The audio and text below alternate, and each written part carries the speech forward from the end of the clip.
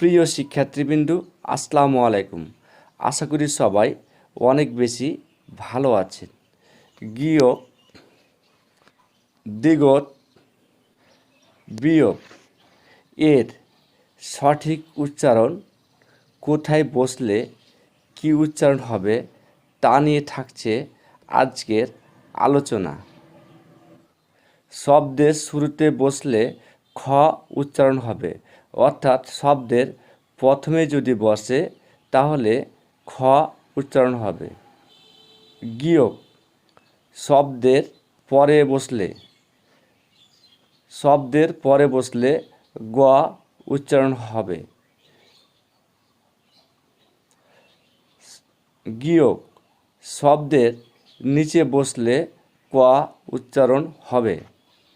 গিয়ক শব্দের নিচে বসলে ক উচ্চারণ হবে। ডবল গিয়ক বসলে ক উচ্চারণ হবে। ডবল গিয়ক বসলে ক উচ্চারণ হবে।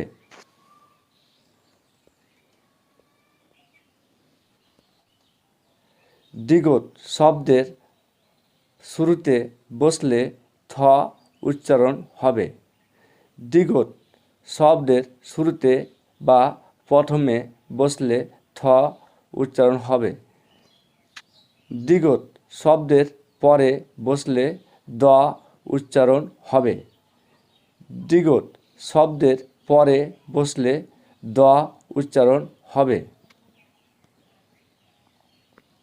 দ্বিগত শব্দের নিচে বসলে ত উচ্চারণ হবে। দ্বিগত শব্দের নিচে বসলে ত উচ্চারণ হবে। ডবল দ্বিগত বসলে ত উচ্চারণ হবে। ডবল দ্বিগত বসলে ত উচ্চারণ হবে। বিয়োগ শব্দের শুরুতে বসলে ফ উচ্চারণ হবে। বিয়োগ শব্দের শুরুতে বসলে ফ উচ্চারণ হবে। বিয়োগ শব্দের পরে বসলে ব উচ্চারণ হবে। বিয়োগ শব্দের পরে বসলে ব উচ্চারণ হবে। বিয়োগ শব্দের নিচে বসলে প উচ্চারণ হবে। বিয়োগ শব্দের নিচে বসলে প উচ্চারণ হবে। ডবল বিয়োগ বসলে প উচ্চারণ হবে। ডবল বিয়োগ বসলে প উচ্চারণ হবে।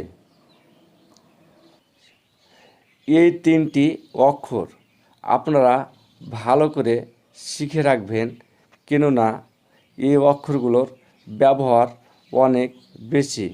তাই বলবো যে আপনারা এর ব্যবহারগুলো ভালো করে মুখস্থ করে ফেলবেন, কেননা অক্ষর তিনটি অনেক বেশি ব্যবহার হয় আর সবাই এখানেই কিন্তু বেশি ভুল করে।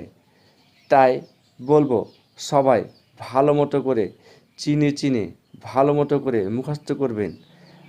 আমার ভিডিওটি যদি ভালো লাগে তাহলে সবাইকে দেখার সুযোগ করে দেবেন।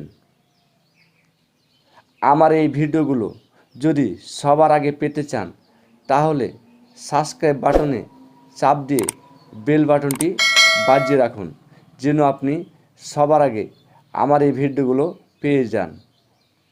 যদি আগে থেকে সাবস্ক্রাইব বাটনে চাপ দিয়ে থাকেন তাহলে থ্যাংক ইউ সো মাচ। ভালো থাকুন, সুস্থ থাকুন, সুন্দর থাকুন, এ কামনাই করি।